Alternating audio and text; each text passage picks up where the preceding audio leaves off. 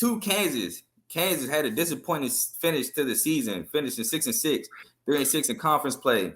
Lost the Liberty Bowl to Arkansas, as we mentioned. Shootout of a game. One of the best bowl games. Well, bowl season was crazy last year, but one of the best bowl games of the year last year. Triple overtime. Huh? Triple overtime. Yeah.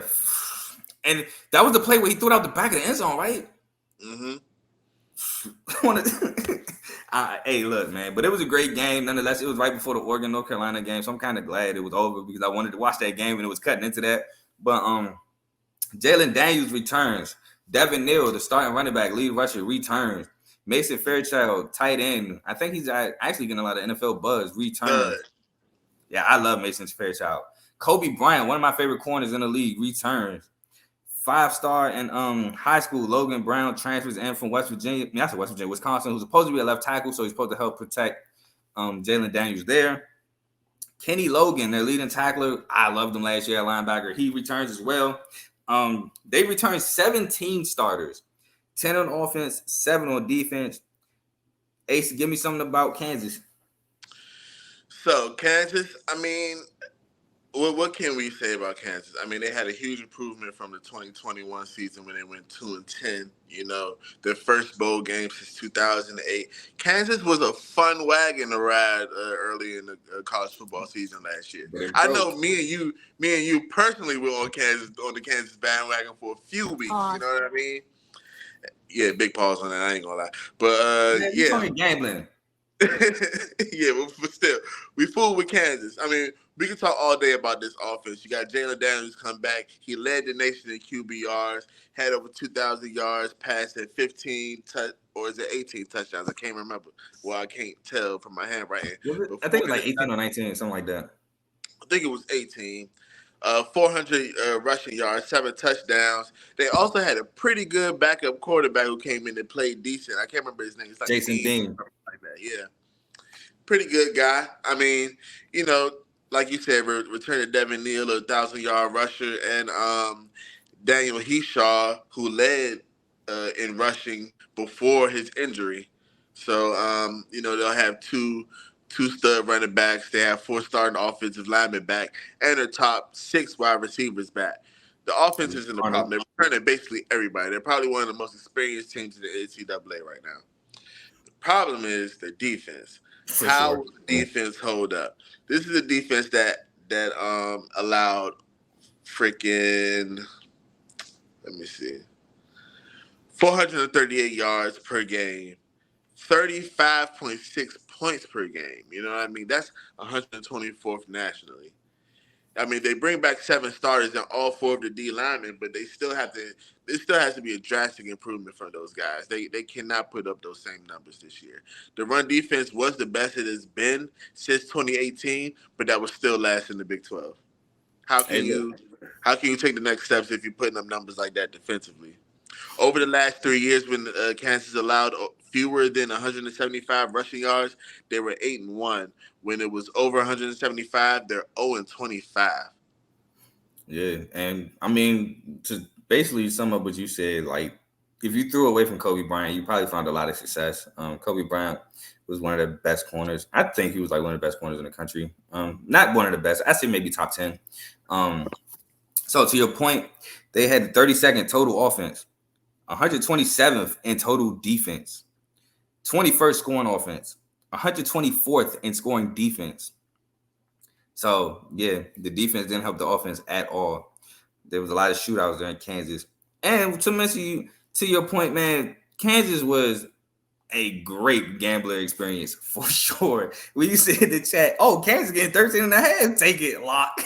For sure. It was a lock at the point. It was definitely a lock at one point. For sure. That was going crazy. Yep. So Kansas has the 63rd overall recruiting class. We're going to jump into the schedule with the first game of the week versus Missouri State. And I think Missouri State, I think they lose, but I think it's a close game. Close game. I'm not mad at that, but I definitely think Kansas is going to come out with the W. I might have said that wrong. I have Kansas winning because I almost said Missouri State wins, but I have Kansas winning in a close one. Yeah. All right. And then we go from Missouri State to Illinois. As previously stated, I have that as a W for Kansas. I had that for the W for Kansas as well. I think home field advantage is the difference in that. All right, from Illinois, we have at Nevada, shout out to Mountain West, where I have a W for Kansas. Yeah, Kaepernick ain't there. They getting that W for Nevada. Oh man, don't get me started on former Nevada quarterbacks. Carson Strong was supposed to be a first round pick. I wonder if he's still in the league. I knew he was no first round pick. Moving on from Nevada, we have BYU. As previously stated, I have Kansas getting the W. I have Kansas getting the W as well. All right, then from BYU, it all comes crumbling down. When they play at Texas, I have Texas getting a W. Hook 'em horns, they getting them. Yes, sir. So moving on from Texas, we go to UCF, which I actually have Kansas winning this game. I have Kansas winning this game as well, and I think it's also going to be because of home field advantage. I think that the year last year is going to help them, and it's going to bring a lot of excitement to the program, and I think people are going to want to back them as much as they back the Jayhawk basketball team. Yes, sir. Yes, sir. I actually agree. That's my sentiments exactly. So moving on from UCF, we have at Oklahoma State, where I have them keeping it rolling, getting a W. I have them taking the L, but it is one of those games that could go either way. I think that'll be a one-score game. All right, moving on from Oklahoma State, I have them playing versus Oklahoma, where they take another L. Yes, I think they take an L as well. Oklahoma sweeps them. Yep. Well, I have 1-1, but we'll see. Going from Oklahoma to at Iowa State, as previously stated, I have Kansas taking the W. Same. I have Kansas taking the W here. From Iowa State to Texas Tech, where I have Kansas taking the W. I have Kansas taking the L here. I think Texas Tech will come in there and they may handle business. And I'm really excited for your Texas Tech segment now. From Texas Tech, we go to Kansas State, where I have Kansas taking the L. I have Kansas taking the L as well. I think Kansas State, does what they do best. So be they lose very decent at football. Yep, they lose the Sunflower Bowl, or I think it's the Battle for the Sunflower. All right, so to finish it, at Cincy, as previously stated, I have Kansas taking the W. I have Kansas taking the W as well against Cincinnati. So that makes Kansas, in my prediction, 9-3, 6-3 in conference play, making them bowl eligible. Ace, give me your record. I have Kansas at about 7-5, making them bowl eligible, and hopefully winning their bowl, or at least having an exciting game like they did last year. Hey, look, I hope they win, depending on who they play. Right. I just can't say, oh, hope Kansas win, and then they play like South Carolina. Nah, it's team. Win within reason. I'm sure that's all. All right, from Kansas, we go to Kansas.